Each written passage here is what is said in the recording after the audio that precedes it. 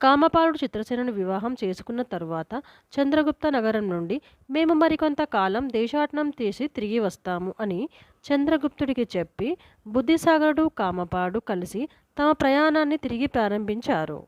అలా వారు ప్రయాణిస్తూ శ్రీరంగపురం సమీపానికి చేరుకుంటారు. అక్కడ చల్లని గాలి వీస్తుండటంతో అలసట తీర్చుకోవడానికి ఒక చెట్టు కింద విశ్రమించారు. ఆ సమయంలో కామపాలుడు గాఢ నిద్రలోకి జారుకుంటాడు. అప్పుడు ఆ చెట్టుపై ఉన్న పక్షులలో ఆడపక్షి మగపక్షితో ఏవైనా విశేషాలు ఉంటే చెప్పమని అడిగింది. విశేషాలు లేవు కాని చెట్టు కింద పడుకున్న అతను అత్తవారింటికి వెళ్లడంతోనే కోటబురుజు విరిగి మీద పడి మరణిస్తాడు అంది మగపక్షి. అయ్యో, ఆ గండం తప్పితే అని అడిగింది ఆడపక్షి. రాత్రి భోజనం చేస్తుంటే తొలి ముద్దలో చేపముళ్ళు గొంతుకు అడ్డం పడి చనిపోతాడు. ఆ ప్రమాదం కూడా దాటితే భార్యతో తాంబూలం తింటుండగా తొలి ఆకులోని పురుగు వల్ల చనిపోతాడు. అది కూడా దైవ సంకల్పం వల్ల దాటగలిగితే. అది దాటదు, తప్పకుండా తన భార్య చేతిలోనే చస్తాడు చస్తాడు చస్తాడు అని ముమ్మారు చెప్పి మన మాటలు విన్నవారు ఈ రహస్యాన్ని అతనితో చెబితే రాయి అయిపోతారు సుమి అని ఆడపక్షిని వెంటబెట్టుకొని మగపక్షి ఎగిరిపోయింది. పక్షి భాష ఎరిగిన బుద్ధిసాగరుడు నెత్తిమీద పిడుగుపడినట్లయి చలించిపోయాడు. ఈ ఆపద నాకు రాక నా మిత్రుడికి వచ్చిందేంటి? పక్షి మాట తప్పదు, నేను వియోగం భరించలేను. సరే, జరగబోయేది జరుగుతుంది అని మనసు కుదుర పట్టుకున్నాడు. అంతలో కామపాలుడు నిద్ర లేచాడు. మిత్రమా, నాకు నిద్రలో ఒక పాడుకల వచ్చింది అన్నాడు. పగటి కలలు నిజం కావులే అన్నాడు అతను. నువ్వెందుకు అలా విచారంగా ఉన్నావు అని అడిగితే ఏమీ లేదు, కానీ మనం శ్రీరంగపురం వెళ్ళొద్దు అన్నాడు. ఎందుకని? నాకు పద్మావతిని చూడాలని తహతహగా ఉంది. నా భార్య నా కోసం ఎంత విరహం అనుభవిస్తుందో. నా మాట విను, మనం వెన్నుదిరుగుదాం, శ్రీరంగపురం వెళ్ళొద్దు అన్నాడు బుద్ధిసాగరుడు. కారణం చెప్పు. అక్కడికి వెళ్ళక తప్పలేదు. బుద్ధిసాగరుడు కామపాలుడిని నీడలా అనుసరించసాగాడు. కోట వద్దకు రాగానే బృజు పెలపెలమని విరిగింది. బుద్ధిసాగరుడు తోసేయడంతో అతనికి ప్రమాదం తప్పింది. అక్కడున్న వారంతా పునర్జన్మే అన్నారు. శ్రీరంగరాజు అల్లుడి రాక విని ఎదురొచ్చి ఉచిత సత్కారాలతో ఆహ్వానించాడు. ఆ రాత్రి మంచి పిండి వంటలతో విందు చేశాడు. కామపాలుడు మొదటి ముద్ద తినబోతుంటే అన్నా, నాకీ ముద్ద పెట్టు, తినాలని ఉంది అని అడగగా మిత్రుడికి ఇచ్చేశాడు. దానిని అతడు తినకుండా దాచాడు. భోజనాలు అయ్యాక బుద్ధిసాగరుడు కామపాలుడితో అన్నా, ఇల్లు వదిలి మొదలు మనం పక్కపక్కన పడుకున్నాం. ఇవాళ నాకేందో భయంగా ఉంది. నువ్వు నీ భార్యతో పడుకుంటే నేను ఒంటరిగా ఎక్కడ పడుకోను అన్నాడు. నా గదిలోనే పడుకుంటావా అని అన్నాడు కామపాలుడు. చాలా కాలానికి వచ్చిన భార్యతో కాక వేరే గదిలో పడుకుంటా అంటే భావ్యం కాదు. నీ గది దగ్గరే నాకు మంచం వేయించు అని అన్నాడు. నా గదిలో వేయిస్తాను అని చెప్పగా కామపాలుడు, మనం ఎంత మిత్రులం అయినా నీ భార్య పద్మావతి అందుకు అంగీకరించదు. నీ గది దగ్గర వేయించు చాలు అన్నాడు. అంతలో పద్మావతి వచ్చి తన భర్తను హంసతూలికా తల్పంపై కూర్చోబెట్టగా బుద్ధిసాగరుడు కూడా అతని పక్కనే కూర్చున్నాడు. ఆమె సందేహాలన్నీ కామపాలుడు తీర్చగా ఆమె భర్తకు తాంబూలం అందించింది. బుద్ధిసాగరుడు ఏదో సాకుతో మొదటి ఆకును తాను తీసుకున్నాడు. నిమిషాలు గడుస్తున్న కొద్దీ తన మిత్రుడి మరణకాలం దగ్గరవుతుంది అని దుఃఖం ఎక్కువై బుద్ధిసాగరుడికి కన్నీళ్లు ఆగటం లేదు. కామపాలుడు గదిలోకి వెళ్తుంటే కౌగులించుకొని కామపాల అని ఏడవసాగాడు. బుద్ధిసాగర, ఇంత పిరికివాడివి ఏంటయ్యా? మనని భూతాలు ఏం చేస్తాయి?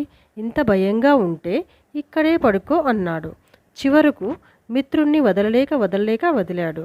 అలా గదిలోకి వెళ్ళి కామపాలుడు చాలా అలసిపోయి ఉండటం వల్ల రతిక్రీడలు లేకుండానే గాఢ నిద్రలో మునిగిపోయాడు. బుద్ధిసాగరుడికి పక్షి మాటలే గుర్తొస్తూ నిద్ర పట్టడం లేదు. కామపాలుడు భార్య చేతిలో ఎలా మరణిస్తాడో అని కిటికీలో నుంచి చూడసాగాడు. పద్మావతి భర్త గాఢ నిద్రలో ఉన్నాడు అని నిశ్చయం చేసుకుని గదిలో ఒక మూల ఉన్న తలుపు తెరిచి నేల సొరంగంలోకి వెళ్ళింది. బుద్ధిసాగరుడు ఆమెను అనుసరించసాగాడు. ఆమె ఆ దారిలో వెళ్ళి ఒక మేదరి ఇంటికి చేరింది. అరుగు మీద నిద్రపోతున్న అతన్ని లేపి, వాడు లేస్తూనే దౌర్భాగ్యురాలా, ఇంత ఆలస్యం చేశావేమి? తిండి తినకుండా మేలుకొని ఉండగలననుకున్నావా అని అరిచాడు. కోపంగా ఆమె చెంప మీద ఒక దెబ్బ కూడా కొట్టాడు. పద్మావతి తన భర్త మరియు బుద్ధిసాగరుడు రావడం మొదలైనవి తన ఆలస్యానికి గల కారణాలన్నీ చెప్పి తాను తెచ్చిన పిండి వంటకాలన్నీ అతనికి పెట్టింది. అవి తిని తొందరపడి కొట్టాను, క్షమించు అన్నాడు. నీ దెబ్బ నన్ను బాధింపలేదు, కానీ నా మగడు నన్ను తీసుకుని వెళ్తాడేమో అని భయంగా ఉంది. నువ్వు ఏం చెబుతావో చెప్పు అని అంది పద్మావతి. నీ మగడితో వెళ్తే నేనేం చేస్తాను? అతను ఇప్పుడు నీ గదిలోనే పడుకున్నాడు కదా, మనకు ఇంకా ఆటంకం లేకుండా దీనితో చంపేయి అని తన మీదరి కత్తిని ఇచ్చాడు. ఉపాయం బాగుంది, బుద్ధిసాగరుడు కూడా ఉన్నాడు, మంచిదే అయింది అంటూ ఆమె ఆ కత్తిని పట్టుకుని వెనక్కు వెళ్ళింది. బుద్ధిసాగరుడు ముందు పోయి కామపాలుని లేపాలి అనుకున్నాడు. కానీ సొరంగంలో ఆమె అడుగు ముందయింది.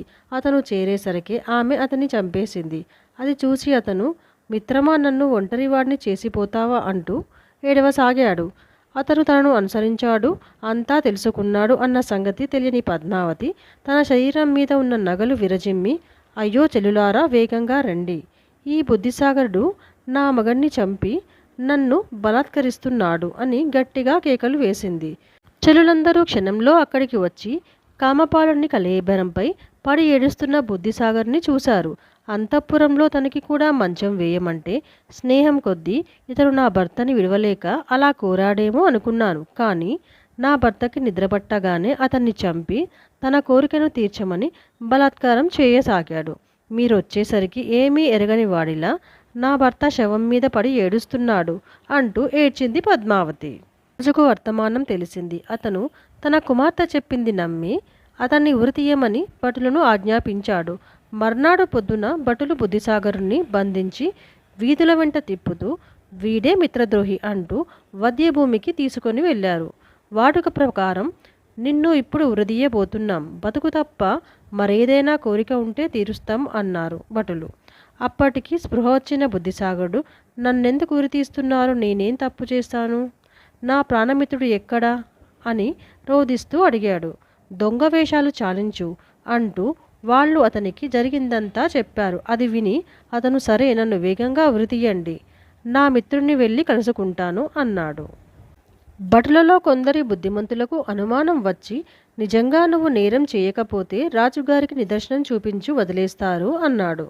చూపిస్తాను, నన్ను రాజు వద్దకు తీసుకెళ్ళండి అని అతను చెప్పేసరికి వారు అతన్ని రాజు ముందుకు తీసుకుని వెళ్ళారు. రాజు ముందు, అయ్యా, నా ప్రాణమిత్రుడు మరణించాడు కనుక నాకు ఉరిశిక్ష ఉచితంగానే ఉంది, కానీ ఆ నిందతో చావకూడదు అని నిజం చెప్పడానికి వచ్చాను.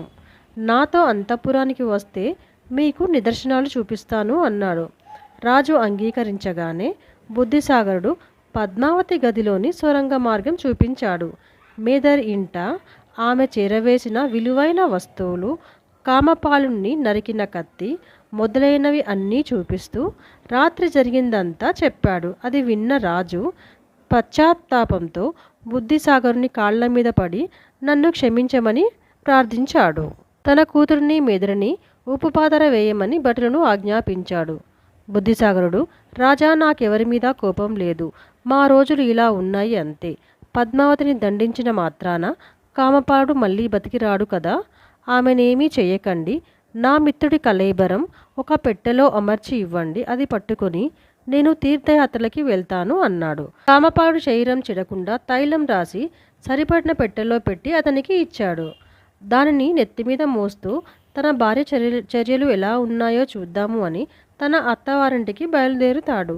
శ్రీరంగరాజు ఎంత చెప్పినా వినకుండా ఆ మెదడుని పద్మావతిని చంపడానికి అతను ఆజ్ఞ ఇచ్చాడు. ఆపై అపకీర్తి భయంతో రాజు కూడా కృషించి చనిపోతాడు.